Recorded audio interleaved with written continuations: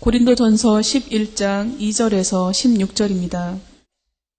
너희가 모든 일에 나를 기억하고 또 내가 너희에게 전하여 준 대로 그 전통을 너희가 지킴으로 너희를 칭찬하노라. 그러나 나는 너희가 알기를 원하노니 각 남자의 머리는 그리스도요 여자의 머리는 남자요 그리스도의 머리는 하나님이시라. 물은 남자로서 머리에 무엇을 쓰고 기도나 예언을 하는 자는 그 머리를 욕되게 하는 것이요 물은 여자로서 머리에 쓴 것을 벗고 기도나 예언을 하는 자는 그 머리를 욕되게 하는 것이니 이는 머리를 민 것과 다름이 없음이라. 만일 여자가 머리를 가리지 않거든 깎을 것이요 만일 깎거나 미는 것이 여자에게 부끄러움이 되거든 가릴지니라. 남자는 하나님의 형상과 영광이니 그 머리를 마땅히 가리지 않거니와 여자는 남자의 영광이니라. 남자가 여자에게서 난 것이 아니요 여자가 남자에게서 났으며 또 남자가 여자를 위하여 지음을 받지 아니하고 여자가 남자를 위하여 지음을 받은 것이니 그러므로 여자는 천사들로 말미암아 권세 아래에 있는 표를 그 머리 위에 둘지니라. 주 안에는 남자 없이 여자만 있지 않고 여자 없이 남자만 있지 아니하니라. 이는 여자가 남자에게서 난 것 같이 남자도 여자로 말미암아 났음이라. 그리고 모든 것은 하나님에게서 났느니라. 너희는 스스로 판단하라. 여자가 머리를 가리지 않고 하나님께 기도하는 것이 마땅하냐. 만일 남자에게 긴 머리가 있으면 자기에게 부끄러움이 되는 것을 본성이 너희에게 가르치지 아니하느냐. 만일 여자가 긴 머리가 있으면 자기에게 영광이 되나니 긴 머리는 가리는 것을 대신하여 주셨기 때문이니라. 논쟁하려는 생각을 가진 자가 있을지라도 우리에게나 하나님의 모든 교회에는 이런 관례가 없느니라. 아멘. 우리는 지난 5주 동안 고린도전서 8장 1절부터 11장 1절까지에 걸쳐서 우상에게 바쳐진 제물의 취식 문제에 대한 사도 바울의 목회적 답변을 함께 생각해 보았습니다. 이것은 비단 우상 제물의 문제일 뿐만 아니라 아디아포라의 문제라고 했습니다. 사도 바울은 그 문제를 선과 악, 의와 불의의 차원에서 다룬 것이 아니라 내가 행하는 행동이 다른 사람에게 어떤 영향을 미치는가, 다른 사람에게 유익을 끼치는가, 아니면 다른 사람을 실족하게 하는가 라는 차원에서 답변을 주었댔습니다. 그래서 8장에서 10장 마지막까지 그 긴 내용을 다 이야기하고 사도 바울의 결론이 이렇게 끝났죠. 10장 31절입니다. 그런즉 너희가 먹든지 마시든지 무엇을 하든지 다 하나님의 영광을 위하여 하라. 우리가 하나님의 영광을 위해서 산다, 하나님의 영광을 위해서 행한다, 그런 말 참 잘하지 않습니까? 그 바울도 똑같은 결론을 내렸습니다. 하나님의 영광을 위해서 하라. 그런데 우리와 사도 바울의 차이점은 바울은 그저 막연히 하나님 영광을 위해서 하라라고 끝내지 않고 하나님의 영광을 위한다는 것이 구체적으로 무엇을 의미하는지 풀어서 설명을 했다는 것입니다. 32절 유대인에게나 헬라인에게나 하나님의 교회에나 거치는 자가 되지 마라. 믿는 사람에게나 불신자에게나 하나님의 교회에게나 걸림돌이 되지 않는 것이 하나님의 영광을 드러내는 것이라는 겁니다. 그렇다면 우리가 예배당 안에서 하나님의 영광을 드러내자고 기도하고 찬양은 하지만 만약 우리의 삶이 누군가를 거치게 한다면, 하나님의 교회에 걸림돌이 된다면 우리는 실은 하나님의 영광을 가리는 것임을 알게 됩니다. 33절 나와 같이 모든 일에 모든 사람을 기쁘게 하여 자신의 유익을 구하지 아니하고 많은 사람의 유익을 구하여 그들로 구원을 받게 하라. 사람에게 걸림돌이 되지 말라. 이것이 소극적인 권면이라면 적극적인 권면은 너의 유익을 구하지 말고 많은 타인의 유익을 구하라. 사람들은 모두 자기에게 유익이 되는 사람을 사귀려고 그래요. 그래서 사실은 사랑이 아닙니다. 나한테 유익이 되는 사람만 골루어서 내가 사귀겠다는 것은 실은 이용하는 것이죠. 내가 정말 사람을 사랑한다면 저 사람이 나에게 유리하냐 불리하냐가 아니라 내가 저 사람에게 얼마나 유익함을 끼칠 수 있는가.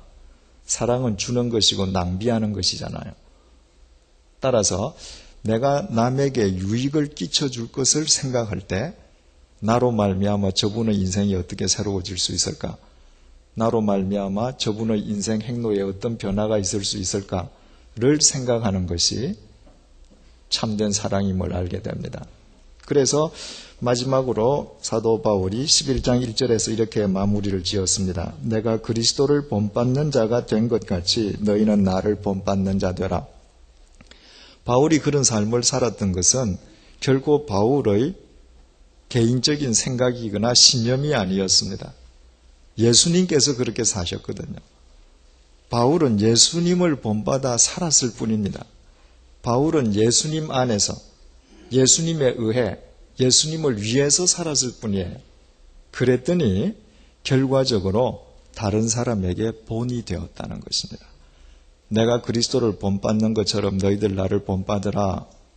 언뜻 바울이 참 교만한 사람이다. 오해하기 쉽지만 그런 의미가 아니라 누구든지 주님을 본받는 삶을 살면 다른 사람은 본받게 되어 있습니다. 왜냐하면 주님이 참 인간이시잖아요. 사람 중에 사람은 주님이시단 말이죠.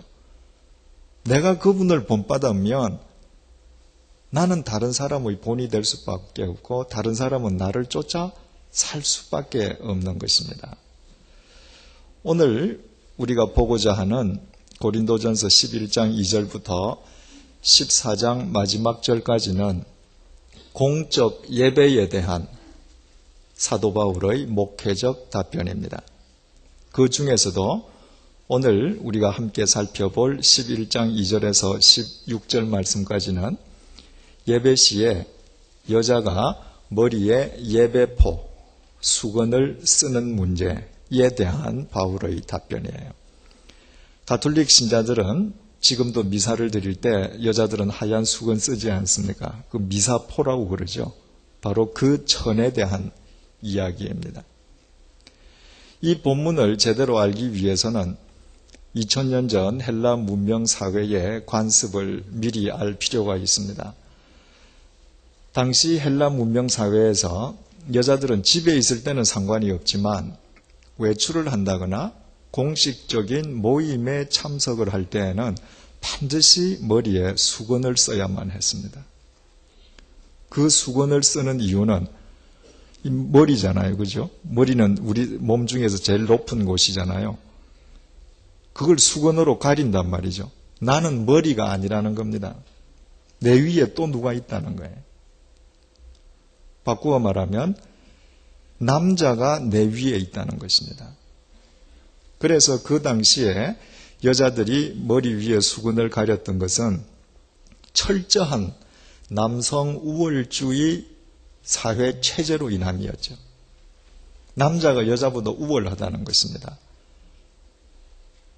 따라서 공식적인 모임에 여자들이 머리에 수건을 쓰는 것이 그 당시의 사회 관습이기 때문에 기독교 예배 또한 공적 모임이잖아요. 그래서 예배를 드릴 때에도 여자들은 소위 예배포를 쓰고 예배를 드렸습니다. 그런데 헬라 사회 속에서 예배포를 안 쓰는 여자들이 있었습니다. 노예들은 안 썼습니다. 그런데 노예들은 그저 외모를 보면 노예인 줄 알잖아요. 옷차림새도 그렇고. 그러니까 노예는 별 문제가 없어요. 누구든지 보면 저 사람은 노예구나. 정상적인 옷을 입고 적어도 외모상으로는 굉장히 멋쟁이고 괜찮아 보이는데 수건을 안 쓰는 여자들이 있었습니다. 그 여자들은 창녀들이었습니다. 창녀가 수건을 안 쓴다는 이유는 남자를 부르는 거죠. 누구든지 나한테 오시오. 누구든지 나를 부르기만 하면 나는 응할 준비가 되어 있습니다. 또 동성연애자들이 안 썼습니다. 레즈비안 중에서 남자 역할을 하는 사람들, 난 남자라는 거죠. 그러니까 만약에 레즈비안이 있으면 누구든지 나한테 와라. 예배를 드리는데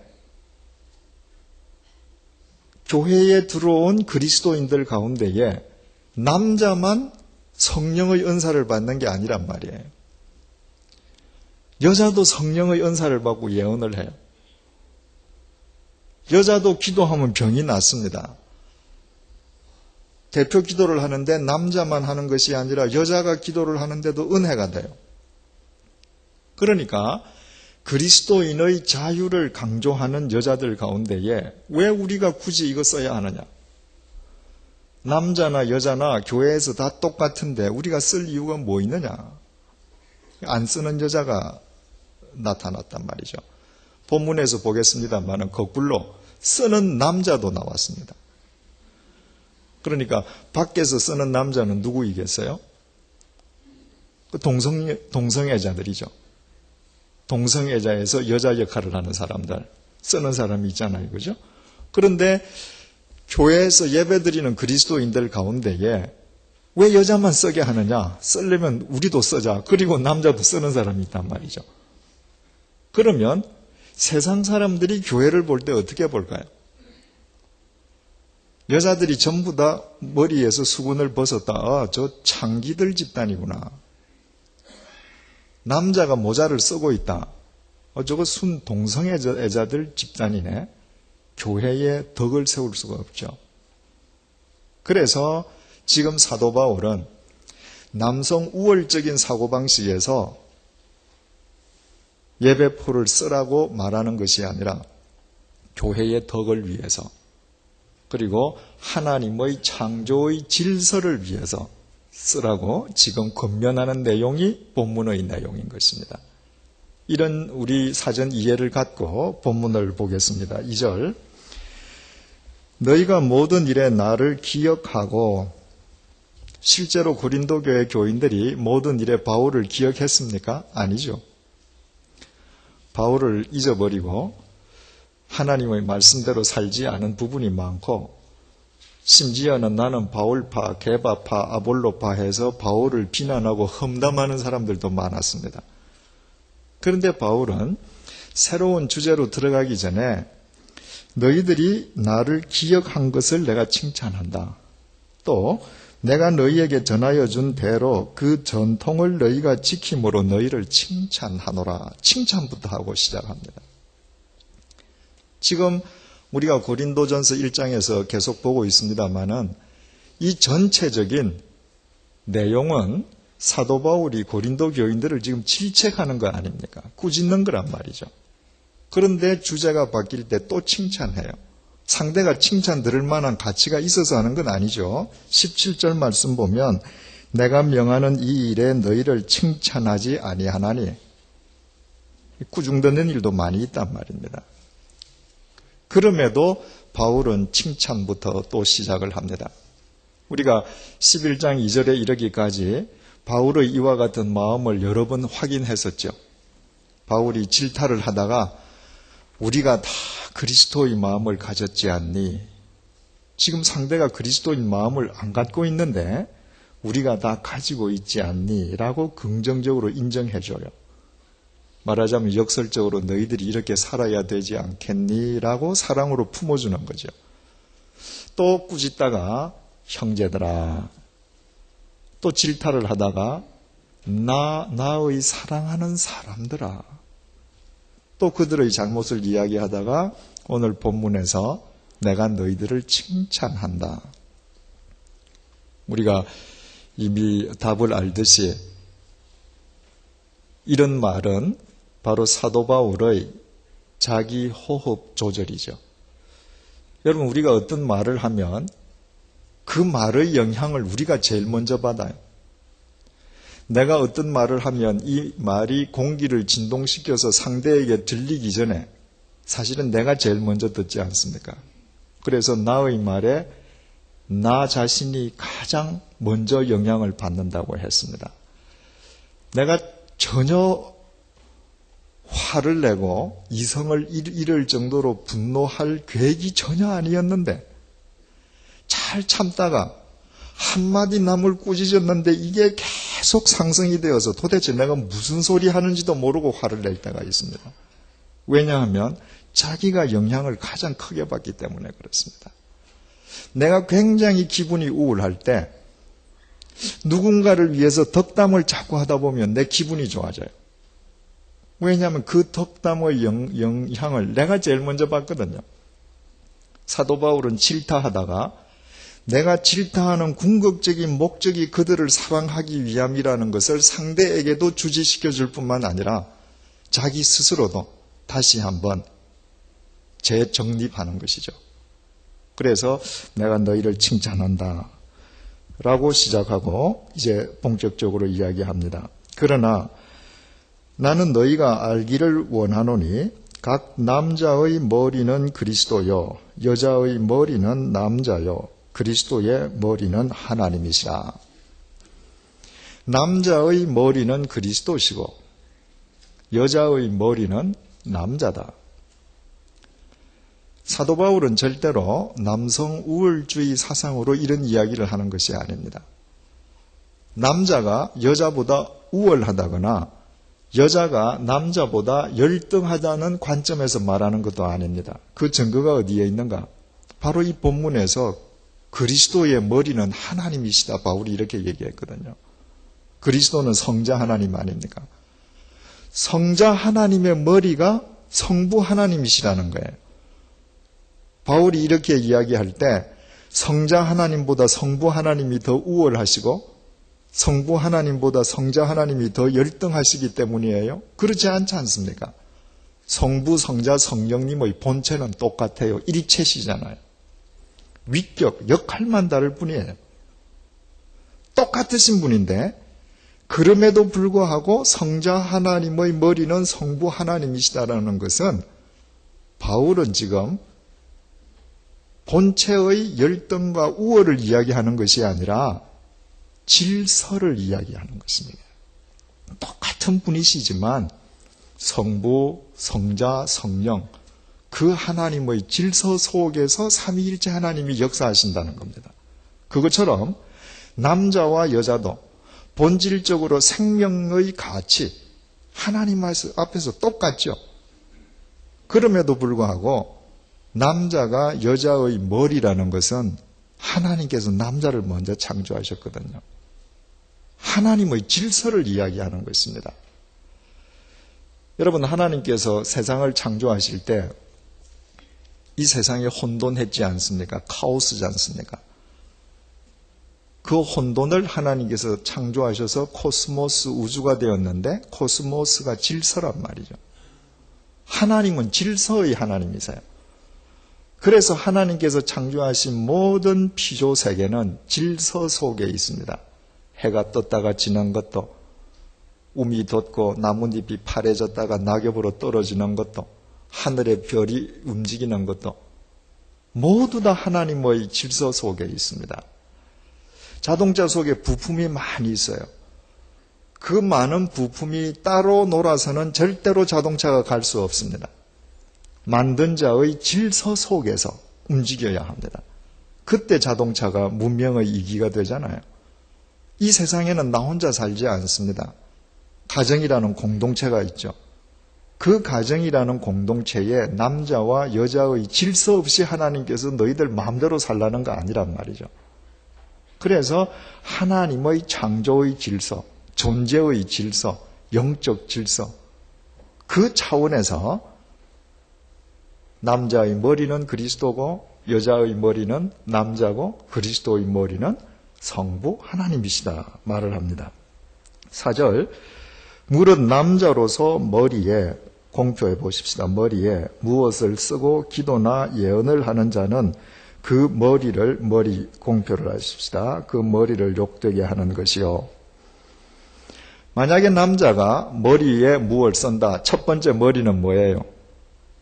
자기 머리죠. 육체의 머리죠. 그 머리에 기도하거나 예언할 때 무엇을 쓰는 것은 그 머리를 욕되게 한다. 두 번째 머리는 뭐예요? 그리스도를 욕되게 하는 것이죠. 자기 위에 있는 권세를 욕되게 하는 거예요. 왜? 하나님께서는 분명히 이 사람을 남자로 창조하셨는데 이 사람은 남자가 되기를 거부하는 것과 같습니다. 그리고 나는 여자처럼 살겠다는 것이에요.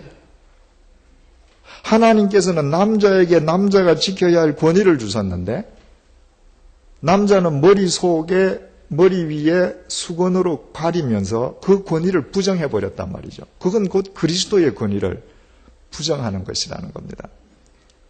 만약에 어떤 남자가 동성애자이기 때문에 자기 머리를 수건으로 가렸다. 그 역시 하나님의 권위를 부정하는 것으로 보는 것이죠. 5절 무릇 여자로서 머리에 공피하십시다. 머리에 쓴 것을 벗고 기도나 예언을 하는 자는 그 머리 공표 머리를 욕되게 하는 것이니 이는 머리 공표 머리를 민 것과 다름이 없음이라. 머리가 3번 나왔습니다. 첫 번째 머리는 누구 머리죠? 여자 머리. 만약에 여자가 머리에 쓴 것을 벗고 뭐 한다는 거예요? 기도와 예언을 하는 거. 지금 성령의 은사를 받은 거예요. 남자하고 똑같이 받았습니다. 그래서 그리스도인은 자유하는데 우리 다 평등한데 왜 여자만 써야 돼? 하고 머리에서 수건을 벗었다면 두 번째 머리를 욕되게 한다. 그 머리는 누구죠? 남자를 부정하는 것이다. 남자의 권위를 부정하는 것이다. 그것은 머리를 민 것과 같다. 이때 머리는 뭐예요? 자기 머리죠. 그건 삭발한 것과 똑같다. 2000년 전에 여자들이 죄를 지으면 삭발을 시켰는데 특히 간음죄를 지으면 머리를 삭발을 했습니다. 남자도 마찬가지지만 여자가 간음을 저지른다는 것은 무엇을 의미하는 거예요? 그 순간에 자기 남편을 부정하는 겁니다. 마음속으로 죽여버리는 거예요. 그러니까 여자가 머리에서 뭘 쓰지 않고 벗겠다는 것은 곧 자기 남편의 권위 자체를 무시하는 것이기 때문에 차라리 삭발하는 것이 낫다. 간음죄 짓는 거하고 똑같을 정도로 그것은 하나님 앞에서 용인되지 않는다. 그 발상 자체가 6절 만일 여자가 머리를 가리지 않거든 깎을 것이요. 여자가 죽어도 나는 수건을 못 쓰겠다. 그럼 차라리 깎아줘라. 삭발을 시켜줘라. 그게 아주 모독적인 것이죠. 만일 깎거나 미는 것이 여자에게 부끄러움이 되거든 그것이 부끄러움이라고 생각하거든 가려라. 그러니까 여자가 안 쓰겠다고 하면 가위를 들고 가서 다 머리를 삭발하라는 말이 아니라 그러므로 반드시 예배포를 쓰고 다녀라. 이 말이죠. 7절 남자는 하나님의 형상과 영광이니 그 머리를 마땅히 가리지 않거니와 여자는 남자의 영광이니라.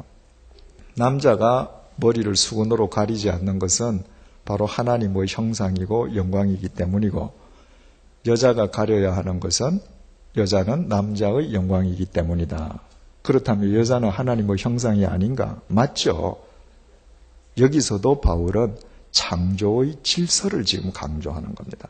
절대 여자와 남자의 열등 우월성을 이야기하는 것이 아니라 계속 창조의 질서를 강조합니다. 8절 남자가 여자에게서 난 것이 아니요 여자가 남자에게서 났으며 최초 인간 창조 시의 이야기를 하는 것이죠. 하나님께서 남자는 흙으로 빚으셨습니다.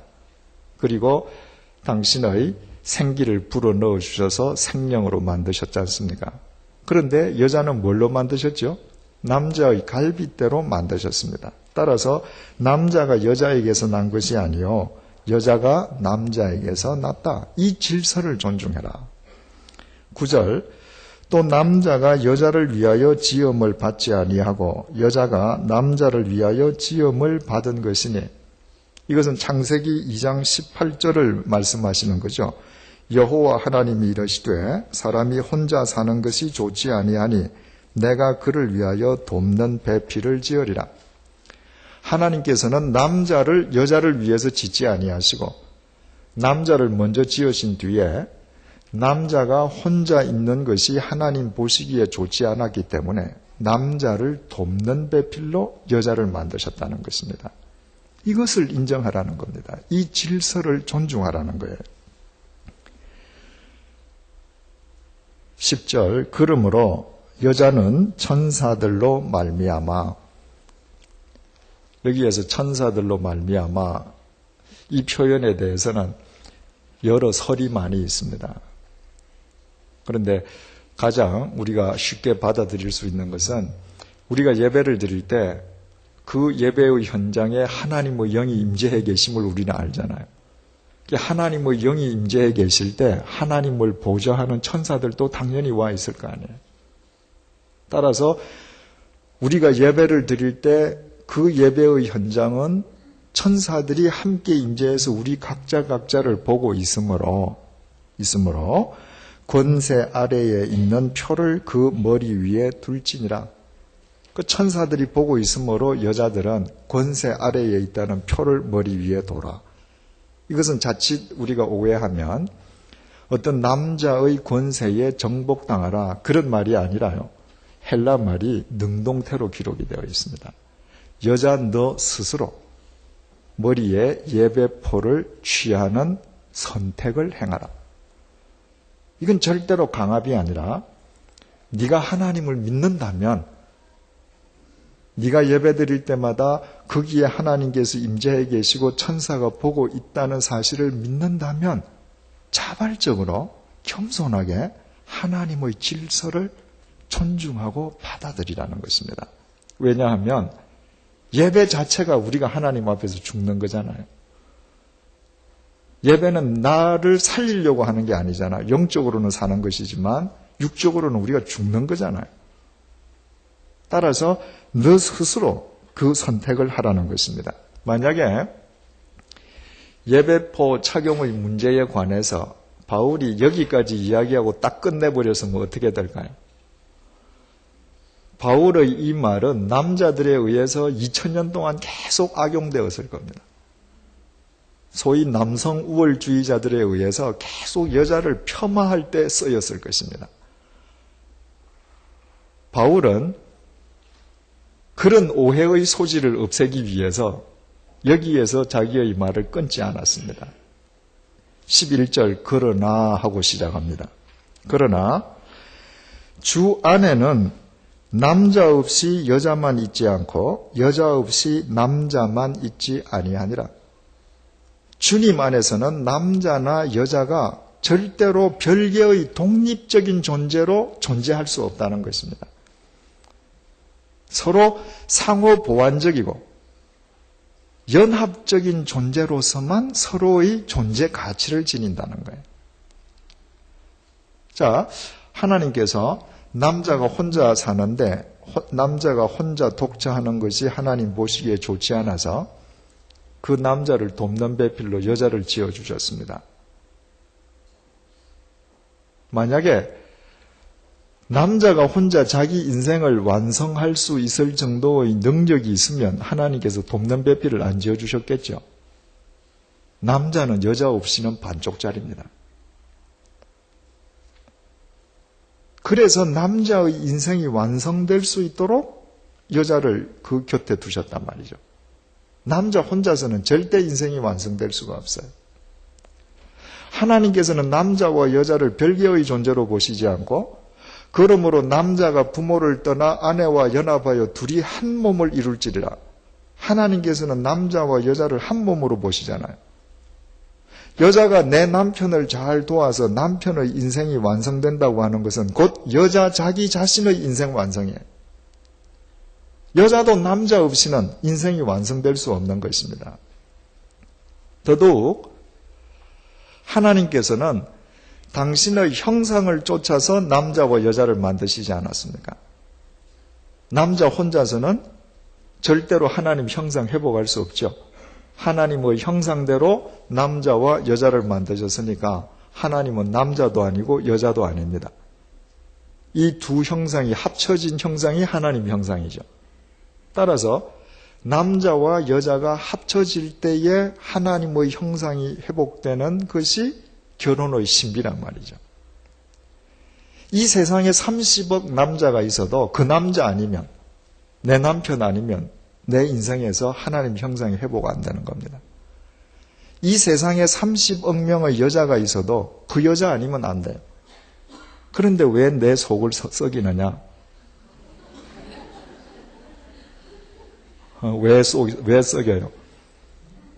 하나님께서는 내 남편, 내 아내를 끌로 삼아서 나의 모난 부분을 가시는 겁니다.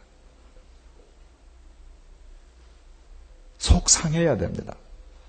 속 상한 것을 피하려 하면 안 됩니다. 상하고 썩어서 도려낼 것이 다 도려내어져야 돼요. 그래서 여자 없이 남자가 있을 수 없고 남자 없이 여자가 있을 수도 없다는 것입니다. 12절 이는 여자가 남자에게서 난 것 같이 남자도 여자로 말미암아 났습니다. 여자가 남자에게서 난 것 같이 이것은 최초 여자 아담을 이야기하는 것이죠. 하와가 남자의 갈비뼈에서 나왔단 말이죠. 그것처럼 남자도 여자로 말미암아 났습니다. 아담 이후에 모든 남자치고 어머니에게서 안 태어난 사람이 있습니까? 여자 없이는 남자의 생명 자체가 세상에 태어날 수가 없습니다. 상호보완적이죠. 더 중요한 것은 그리고 모든 것은 하나님에게서 났느니라. 우리는 모두 하나님에게서 났습니다. 내가 왜 남자로 태어났는가? 하나님께서 남자로 내보내셨어요. 내가 왜 여자로 태어났는가? 하나님께서 여자로 태어나게 하셨습니다. 내가 왜 이가로 태어났는가? 하나님 뜻이에요.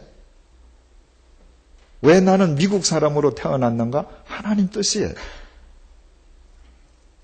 그 모든 것은 하나님께서 정하시는 겁니다.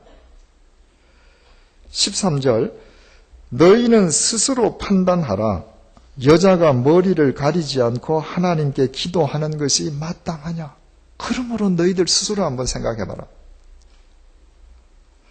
하나님께서 당신의 창조의 질서 속에서 남자를 먼저 만드시고 여자를 그 다음 만드셨는데 이 질서를 받아들이는 것이 마땅하지 않느냐?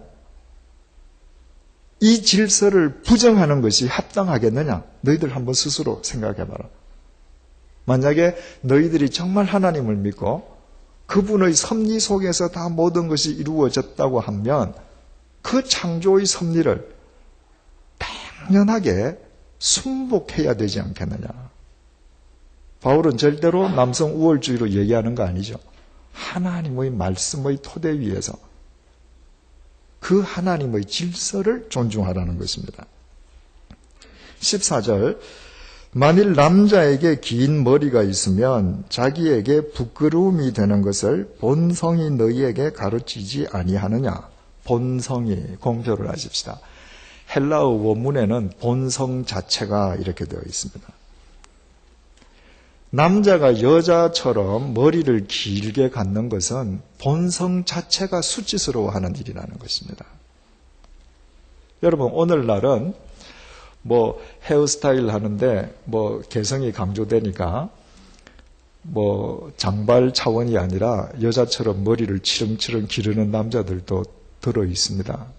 그런데요, 전 세계에 지금 60억 인구가 있지 않습니까? 한 200 몇십 개 나라가 있다 그러죠. 그리고 인류 역사 수천 년 역사를 소위 원시 미개 시대를 빼고 문명이 시작된 이래의 인류 역사를 한번 가만히 되돌아보십시오. 남자는 모두 여자보다 머리를 짧게 하고 삽니다. 남자가 여자처럼 머리를 기르는 사람이 많이 있는 것 같지만 둘러보면 전 세계적으로 그 퍼센테이지는 미미합니다. 없는 것과 똑같아요. 왜 여자는 머리를 길게 기르는가? 하나님께서 주신 본성이라는 거예요. 왜 여자는 짧은 머리를 갖는가? 하나님께서 주신 본성이에요. 그래서 동서고금을 막론하고 남자들은 여자보다 머리가 짧다는 겁니다. 2000년 전에 하나님을 믿지 않는 헬라 철학자 에픽데투스도 이런 말을 했습니다. 남자가 머리카락을 턱까지 늘어뜨리는 것만큼 쓸모없는 짓이 있겠는가? 자연은 가능한 한 가장 적합한 방식으로 머리카락에 의해서 남성과 여성을 구별하지 않았는가? 이러한 이유에서 우리는 신이 부여한 표징들을 보존해야 하고 그러한 표징들을 버려서 성의 구별들을 그르쳐서는 안 된다. 2000년 전에도 하나님을 믿지 않고 그저 헬라 잡신을 믿는 사람들도 남자는 반드시 머리가 자르는 것이 신의 뜻에 부합한 것이고 여자는 긴 것이 신의 뜻에 부합한 것이다. 그게 본성이라는 것입니다.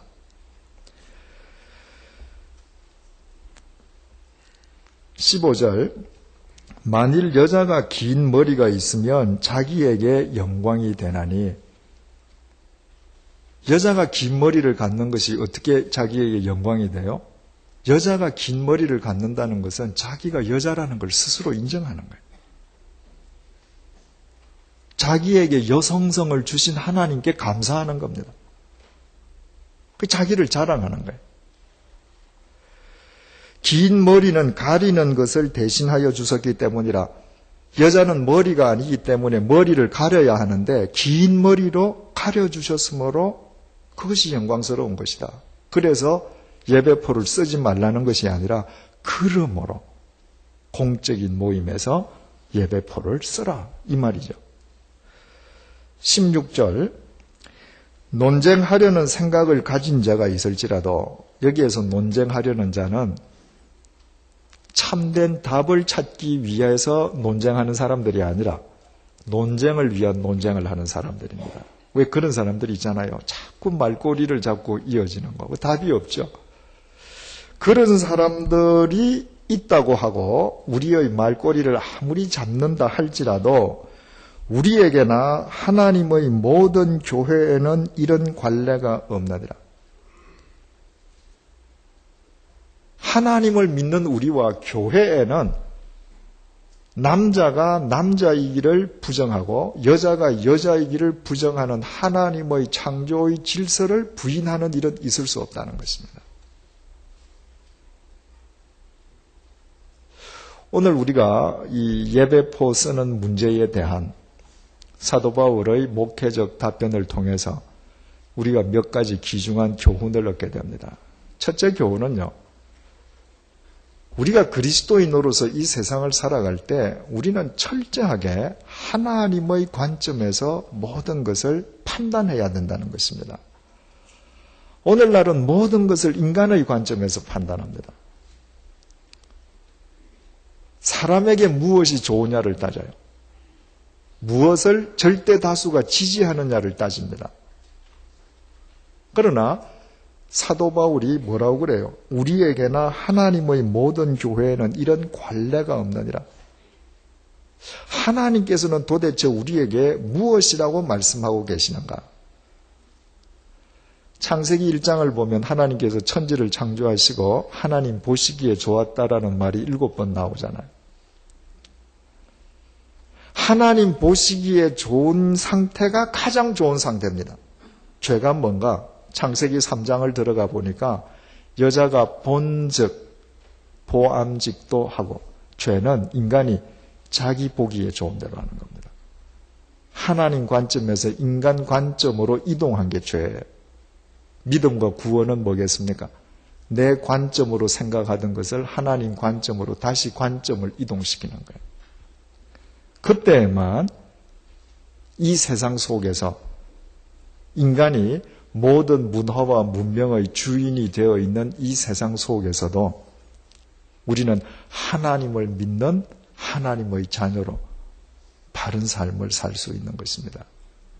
두 번째로 우리가 하나님을 믿는다라고 하는 것은 철저하게 하나님의 질서를 존중하는 것입니다. 제게는 사내 아이들이 4명 있지 않습니까? 제일 큰 아이부터 제일 작은 아이가 6살 차이니까 6년 터울로 4명이 있는 거예요. 사내 아이들이니까 어릴 때 얼마나 서로들 투닥거리고 그러고 컸겠습니까? 가령 무슨 일을 하는데 아래 아이들이 약하니까 큰 형들이 좀 더 힘든 일을 한다. 당연히 해야죠. 그런데 그 4명이 서로 뜻이 맞지 아니해서 다투는 일이 생긴다. 선악을 따지기 전에 제 처와 저는 무조건 형한테 승복하라고 가르쳤습니다. 기껏 해봐야 첫째, 넷째 사이가 6살 차이요. 첫째, 둘째는 1살밖에 차이가 아니라서 형이 1년밖에 빨리 안 태어났는데 무슨 형이야? 안 된다는 거죠. 너보다 1년 빨리 태어나게 하신 하나님의 뜻에 승복하라는 거예요.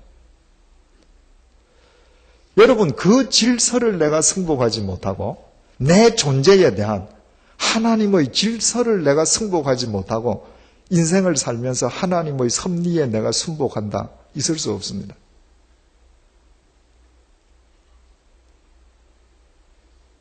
하나님께서 하나님의 방법으로 가정을 꾸려가는 법칙을 우리에게 주셨습니다. 그 질서를 순복하는 거예요. 왜? 우리는 그분을 믿는 사람들이니까. 세 번째로 우리가 얻을 수 있는 교훈은 우리 각자가 나를 존중하고 내가 상대를 사랑한다는 것은 성의 격을 존중하는 것이라는 겁니다. 여러분, 영어에서는 character, personality 이 사전을 찾아보면 전부 성격, 인격 구별이 없이 되어 있습니다. 우리말로는 인격과 성격 글자 자체가 틀려요. 인격은 사람 인자의 작품 격자, 사람의 격, 사람다움이죠. 우리는 다 격이 있어요. 사람다운 격을 지니지 못한 사람도 있고 사람다운 격을 지닌 사람도 있습니다. 인격은 남자, 여자 모두에게 해당되는 거예요. 우리는 모두 사람다운 사람이 되어야 합니다. 성격이 뭐죠? 성별성자예요. 남자, 여자 성별성자예요. 성격이라는 것은 성의 격입니다. 남자와 여자는 성의 격이 틀려요. 남자는 남성이고 여자는 여성입니다.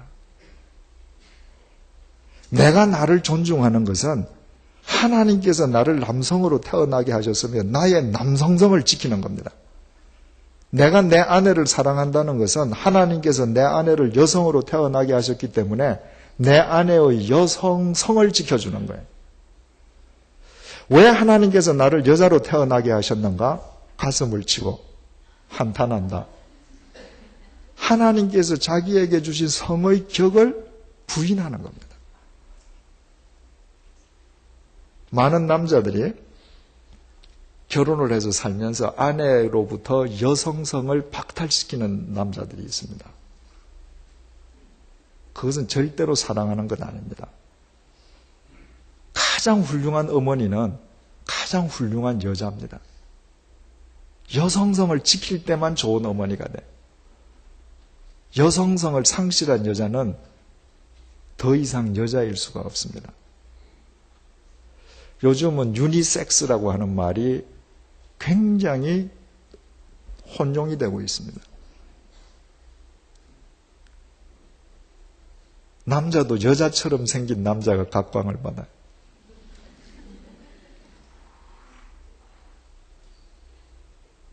하나님께서는 절대로 그 원치 아니하실 겁니다. 여성성이라는 것은 부드러움이죠, 그죠? 부드러움을 상실한 여자는 여자가 아닙니다. 여자가 나이가 들어서 부드러움을 상실하는 여자들이 있습니다. 남자의 책임일 수도 있고 본인의 책임일 수도 있죠. 그러나 지키는 것은 자기 책임이에요. 남자의 지켜야 할 남성성이라는 것은 너그러움입니다.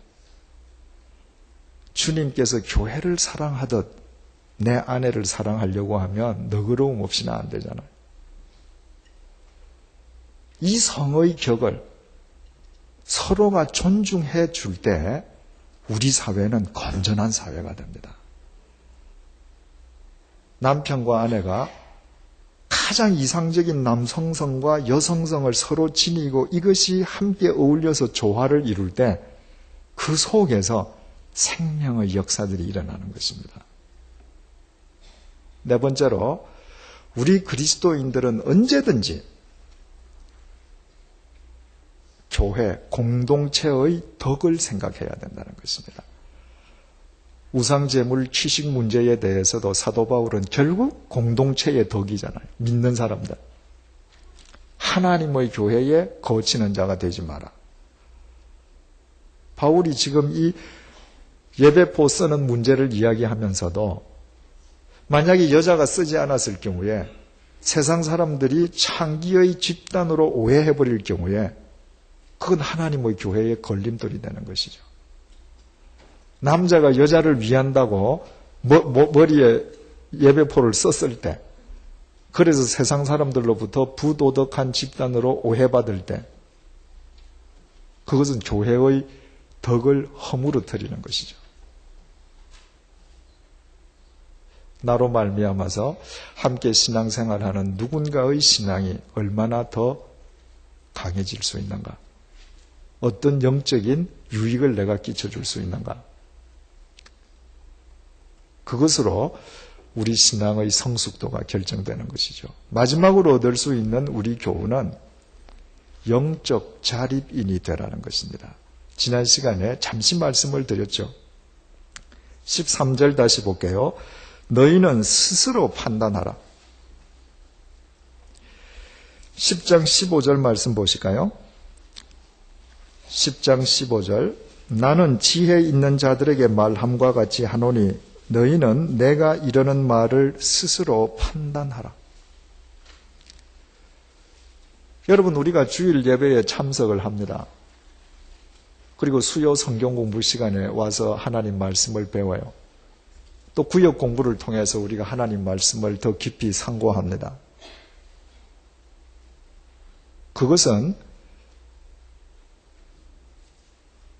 내 인생의 큰 방향과 틀을 얻기 위함이에요. 총론을 얻기 위함입니다. 그 다음에 그 방향과 틀 속에서 내 인생의 삶의 자리에서 일어나는 여러 문제에 대한 질문에 대한 해답은 내가 스스로 찾아가야 합니다. 강론은 내가 찾는 것입니다. 내가 영적으로 스스로 해답을 찾아가는 훈련을 거치지 않으면 일평생 문제가 생길 때마다 상담해야 돼요. 여러분, 상담이라고 하는 그 함정이요. 상담을 한두 번 하고 거치는 사람들은 영적으로 성숙해진 사람들입니다. 그 상담의 함정은 한 번 상담을 하기 시작한 사람은 평생 상담을 해야 돼요. 상담 자체가 목적이 돼요. 답을 얻고도 실천하는 데는 관심이 없고 상담하는 것 자체가 삶의 목적이 되는 거예요. 중요한 것은요, 이 세상에서 아무리 뛰어난 상담자라 할지라도 내 삶의 자리를 나만큼 아는 사람이 없습니다. 내 삶의 자리에 가장 적합한 답을 주는 상담자란 흔치 않습니다. 그런데 내가 스스로 답을 얻는 훈련을 거치지 못하고 계속 남에게 인생의 답을 얻어갈 때 내가 그 답을 따라 살다가 내 인생이 허비되었을 때 그 사람들은 책임져 주지 않습니다. 내가 스스로 답을 찾아가는 훈련을 하면서 내가 답을 잘못 찾아서 실수할 수 있습니다.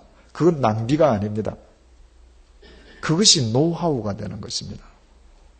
내가 내 중심만 하나님을 향해 있어서 내가 걸어갈 때 이것이 하나님께서 주신 답이라고 생각하고 할 때 잘못 선택했다 할지라도 하나님께서는 합력해서 선으로 귀결해 주셔요. 왜?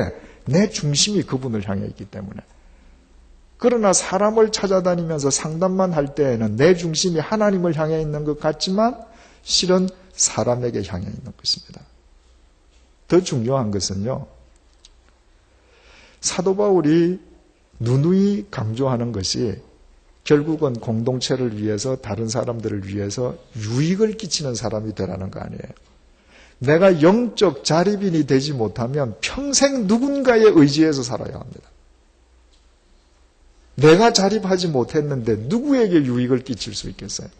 자립한 사람만 남에게 유익을 끼쳐줄 수 있는 것입니다. 아무쪼록 우리 모두가 그리스도 안에서 하나님의 말씀을 배워가는 가운데에 우리 삶의 자리에서 스스로 하나님 안에서 판단하고 답을 얻어가는 영적 자립인이 되기를 축원드립니다. 기도하시겠습니다. 하나님 아버지, 우리는 하나님을 믿습니다. 그러나 하나님의 관점에서 세상을 바라보고 판단하기보다는 나의 관점으로 판단하는 경우가 더 많았습니다. 주님, 용서하여 주옵소서. 이 시간 이후로 우리의 관점이 이동될 수 있도록 도와주옵소서. 하나님, 하나님께서 우리에게 부여하신 창조의 질서에 순복하는 자가 되게 도와주옵소서. 하나님께서 우리에게 주신 성의 격을 존중하는 자가 되게 도와주옵소서. 내가 왜 남자로 태어났는가? 왜 여자로 태어났는가? 질문하기 이전에 나를 남자로 태어나게 하시고 여자로 태어나게 하시고 김씨로 이씨로 한국 사람으로 태어나게 하신 하나님 아버지의 뜻을 감사하고 기뻐하는 가운데에 분별해갈 줄 아는 자가 되게 도와주옵소서. 나로 인하여 주님의 몸된 교회가 든든히 세워질 수 있도록 도와주시되 어떤 경우에도 나의 삶이 헬라인에게나 유대인에게나 하나님 교회나 걸림돌이 되는 일이 없도록 도와주옵소서. 날마다 영적 자립인으로 설 수 있도록 도와주옵소서. 우리와 함께하고 계신 성령님을 온 영혼으로 느낄 수 있도록 도와주시고 진리의 조명 아래에서 말씀을 깨닫고 내 삶의 자리에 적용하는 법을 스스로 익혀갈 수 있도록 도와주옵소서. 그리하여 우리 모두 건강한 영적 자립인이 되어 이 세상 많은 사람들에게 유익을 끼치는 성숙한 그리스도인들이 되게 도와주옵소서. 예수님의 이름으로 기도드립니다. 아멘.